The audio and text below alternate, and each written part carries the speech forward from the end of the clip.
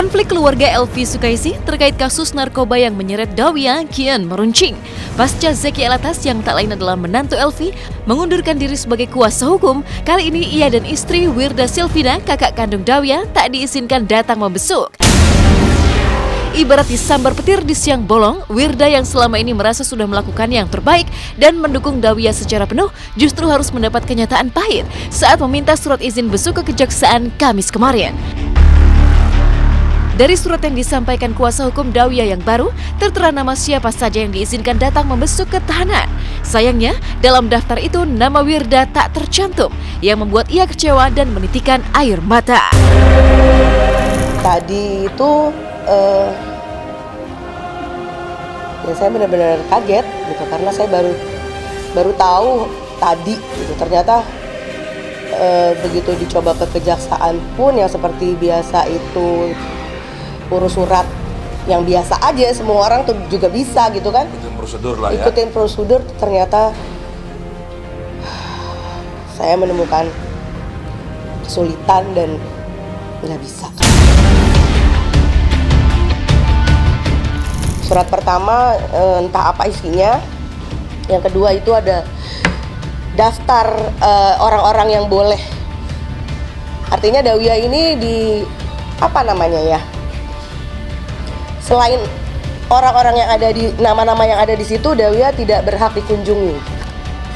Ya, semacam kayak di isolasi lah. Artinya Dawya punya temen, nama kakak saya satu doang, Ali Zainal yang ada di situ. Lainnya itu ya anak-anaknya Fitria, ya kan?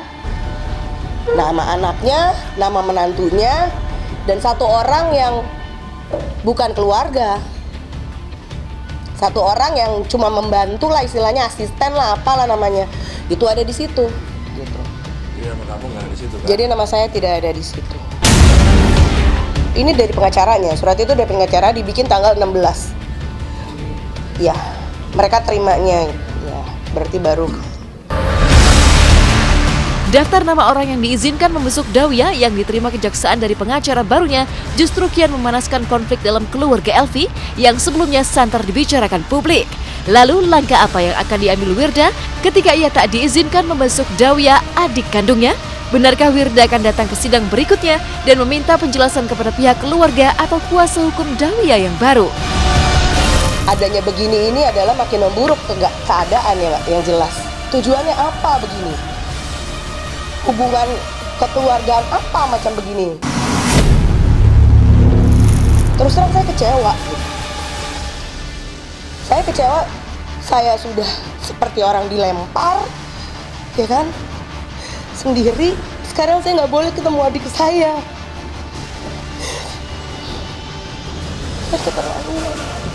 Saya sih kepengennya setiap sidang saya ada gitu kan, cuma juga kan tidak mungkin gitu. Dari kekecewaan Wirda yang dilarang membesuk adik kandungnya sendiri di tahanan, inilah kisah Vino Denada hingga Marcella Zalianti yang harus menerima kenyataan pahit terkait kondisi buah hati mereka. Sejak awal Juni 2018 lalu, Putri Denada dan Jerry Aurum divonis mengidap leukemia atau kanker darah hingga harus menjalani kemoterapi di Singapura. Meski kondisi Shakira sudah membaik, namun hingga sekarang bocah berusia 5,5 tahun tersebut diperkirakan akan berada di Singapura setidaknya dalam waktu 6 bulan ke depan. Lalu seperti apa getir hati Jerry Aurum melihat kondisi sang putri yang masih anak-anak berjuang melawan leukemia? Saya kira cukup baik ya. Puji Tuhan responnya terhadap kemonya juga cukup bagus gitu ya. Walaupun memang it is a long battle nih. Diperkirakan mungkin akan memakan waktu kira-kira 2 tahun. Harus dia jalani dan harus hati-hati banget nih. Banyak pantangannya gitu karena imun sistemnya kan memang menjadi sangat rendah ya. Misalnya virus atau parasit ataupun bakteri yang memang buat kita itu nggak ada apa-apanya, buat dia itu memang menjadi sesuatu yang rentan dan bisa membuat dia sakit gitu. Yang pasti saya rasa nih, yang saya tahu 6 bulan pertama itu pasti memang harus di sana, dan habis itu kita lihat lagi perkembangannya, responnya terhadap kemonya bagaimana, terhadap pengobatannya bagaimana.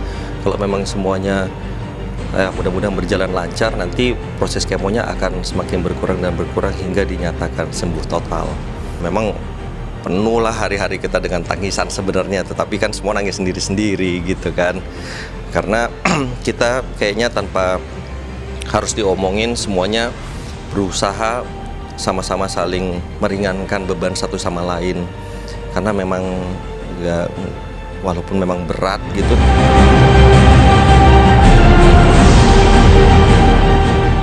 Cobaan berat juga harus dipikul Marcella Zalianty.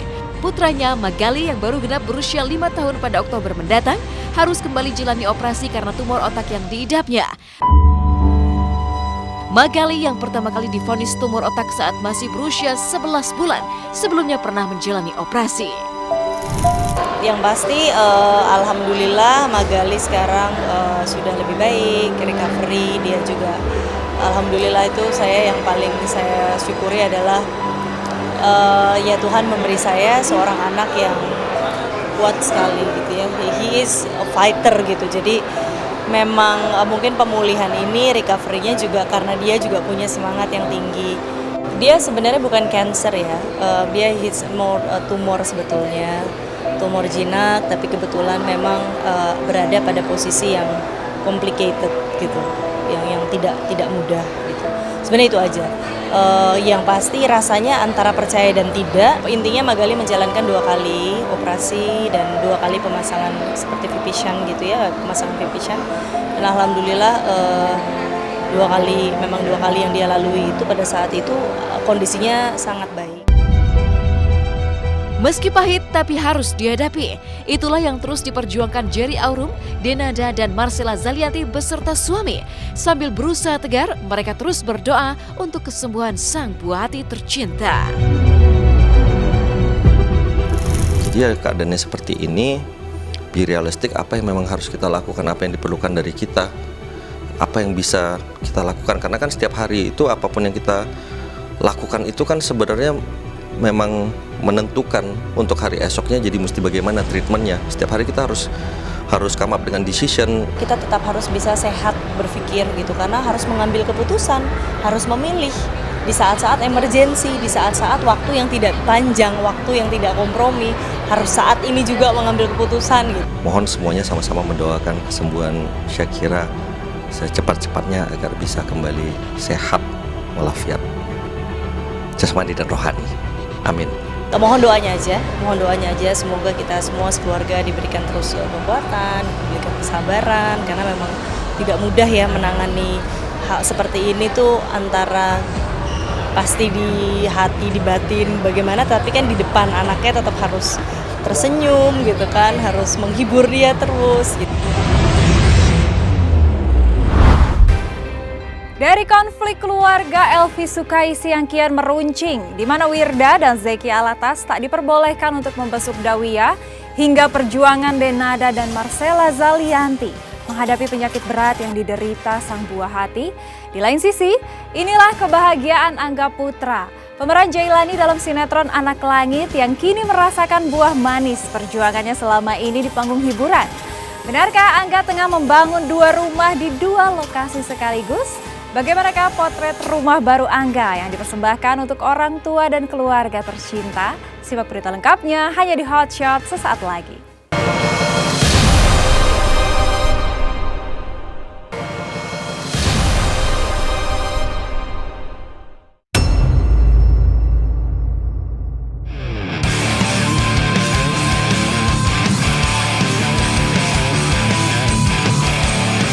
Lewat peran Jailani di sinetron Anak Langit, bintang muda Angga Putra mencicipi buah manis kerja kerasnya. Hampir setiap hari dan lebih banyak menghabiskan waktu di lokasi syuting daripada bersama keluarga tercinta, Angga diam-diam tengah giat berinvestasi di bidang properti.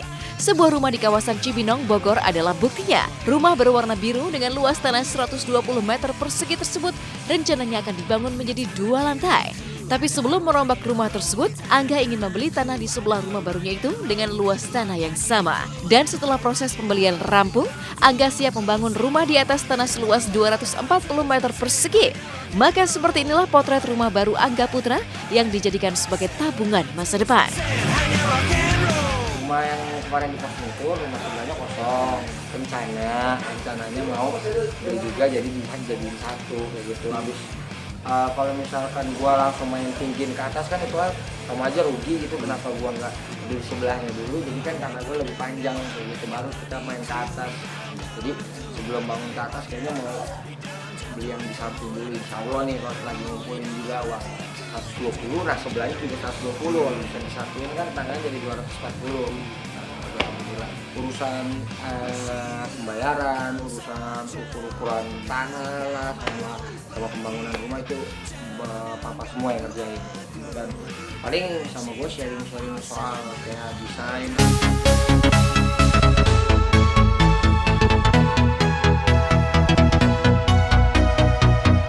Rumah di kawasan Cibinong yang baru saja dibeli Angga Putra bukan satu-satunya properti yang ia miliki. Sebelumnya, sang aktor telah mempunyai rumah di kawasan Citayam yang diperuntukkan bagi orang tua dan keluarganya. Dan sebagai bintang muda dengan banyak godaan untuk berhura-hura, Angga lebih memilih untuk menahan diri dan berinvestasi untuk hari tuanya kelak. Ada juga di daerah Citayam itu udah lumayan lama lah itu dari hasil sinetron yang sebelumnya. Jadi gue setiap judul pengen punya hasil lah, jadi orang tua mana yang gak seneng gitu ngeliat anaknya berjuang untuk keluarganya, terus kayak hasil kerjanya itu ya nggak di apa ya, nggak terlalu hura-hura ya. Gue sih bisa dibilang gue juga suka hura-hura, cuman ada batasnya gitu.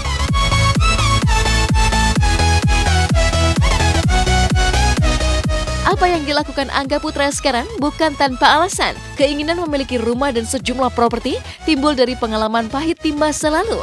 Pernah dibelit kesulitan ekonomi hingga tak punya rumah sendiri untuk bernaung, Angga memiliki cita-cita membeli banyak tanah dan membangun kontrakan hingga kos-kosan. Ya gue ya duluan pengen punya rumah sendiri, memang tujuannya untuk masa depan gue nanti. Dan kebetulan apa sih, memang kita sekeluarga memang tadinya memang punya rumah pribadi kan. Kira udah kebeli rumah pribadi untuk orang tua dan pengen beli rumah lagi tuh untuk gue pribadi nantinya ke depan. Salah satu target juga sih pengen punya ini keinginan sih pengen punya tanah dulu nih yang banyak. Habis punya tanah yang banyak bangun deh tuh kontrakan atau kos-kosan, itu lebih menjanjikan kali ya ke depannya, insya Allah lah, semoga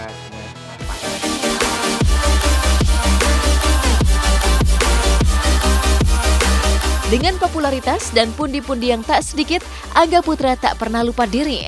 Meski waktunya hanya sedikit untuk keluarga, tapi ia tetap bersahaja.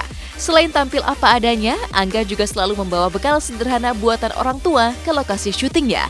Seperti ini pula yang terlihat ketika Angga menunjukkan bekalnya dengan lauk telur asin, tahu, dan tempe. Gue selalu bawa bekal dari rumah juga, karena kan jarang ngumpul di rumah, jarang ketemu masakan rumah. Jadi nggak ada salahnya dong kalau bawa bekal dari rumah, bawa makanan dari rumah ke lokasi. Paling nggak tetap makanannya nuansa rumah. Gue sih kalau makan simple ya. Ya kayak gini aja nih. Tak lihat nih. Tuh.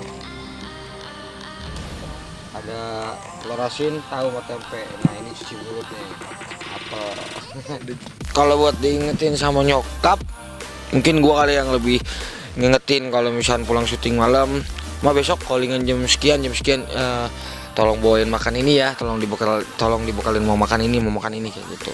Jadi kayak di rumah tuh gua kebanyakan gue yang request makan. Maksudnya untuk masakan hari ini tuh apa, kebanyakan gue yang request. Gue mau makan dulu sebelum pulang ke rumah karena udah keburu lapar banget di parkiran lokasi ini. Jadi makan dulu ya.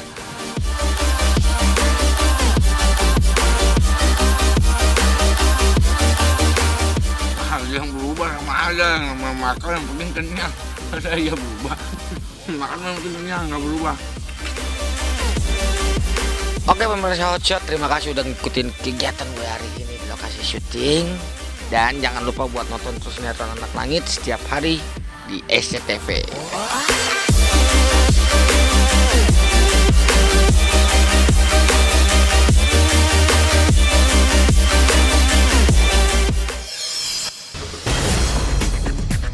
Targetnya?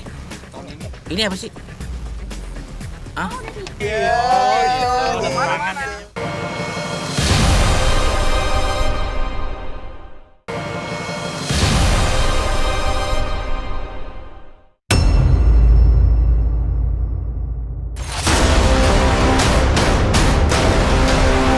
Polemik Chris Hatta dan Hilda Fitria yang belakangan menyerat nama Billy Syahputra terus bergulir di pengadilan. Kemarin, sidang pembatalan pernikahan yang diajukan Hilda kembali digelar di Pengadilan Agama Bekasi. Dalam sidang dengan agenda mendengarkan keterangan saksi dari pihak Chris Hatta tersebut, Billy terlihat hadir mendampingi kekasihnya. Tapi sayangnya, pihak Hilda merasa bahwa saksi yang diajukan Chris Hatta justru mengada-ada.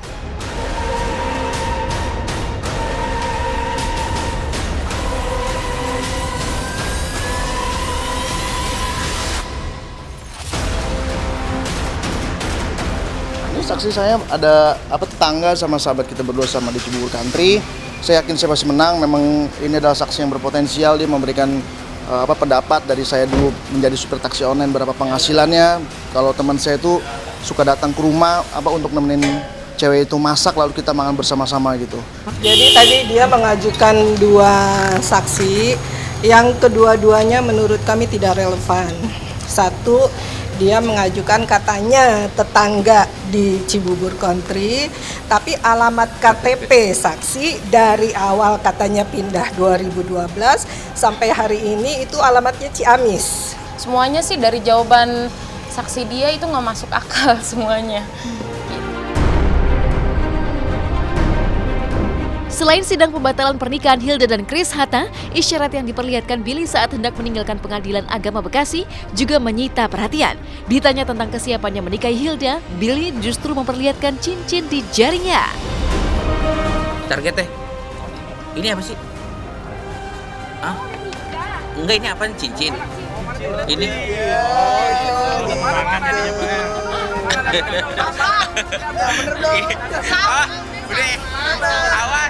Udah, awas teman-teman, makasih ya. Dan terima kasih teman-teman, dah, love you.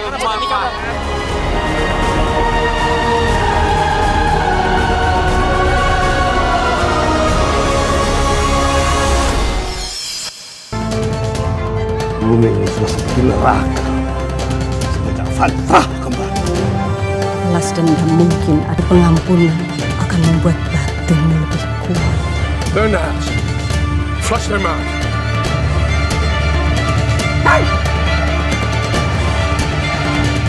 Karena ketika para lebih melaya, mereka tidak akan pernah mati.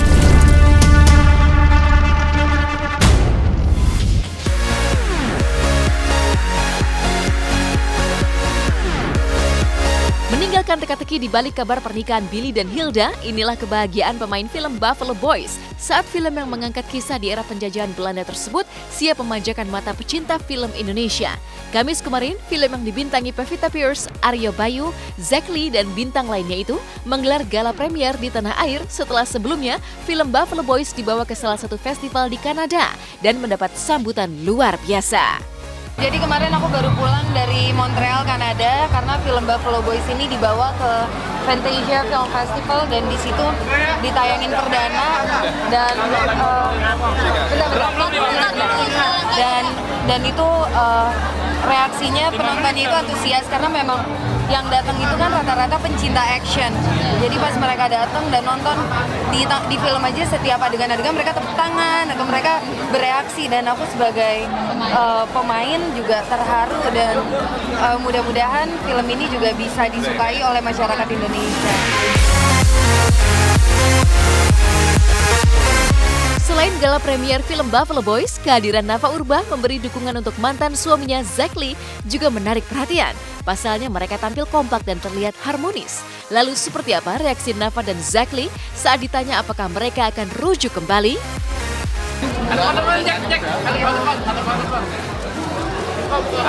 Aduh bawel ya. Aku udah dari tadi di sini. Bareng. Janjian. Aku emang orangnya nggak bisa move on ya. Ada rencana untuk Semua dalam tangan Tuhan. Bumi ini sudah seperti neraka. Semenjak Fatrah kembali. Balas dendam mungkin ada pengampunan akan membuat batinmu lebih kuat. Bernard, flush them out.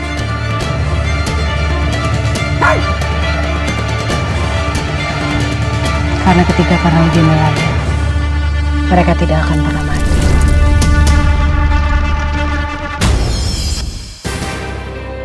Dalam rangka ulang tahun ke-28, SCTV kembali menyelenggarakan Jembatan Asa. Salurkan bantuan Anda melalui rekening BCA, Jembatan Asa 28 tahun SCTV. Pemirsa, usai sudah perjumpaan kita hari ini, saya Medina pamit undur diri dari hadapan Anda. Saksikan terus Hot Shot setiap hari Jumat, Sabtu, dan Minggu pukul 6 waktu Indonesia Barat hanya di SCTV, satu untuk semua. Jembatan tanpa titian, kenyataan pahit harus dihadapi setiap hari yang tak akan pernah berakhir. Hingga kita tergerak membantu membangun sebuah jembatan asa. Di ulang tahun ke-28, SCTV kembali menyelenggarakan Jembatan Asa. Salurkan bantuan Anda lewat rekening BCA Jembatan Asa 28 tahun SCTV. Salurkan bantuan, sambungkan harapan.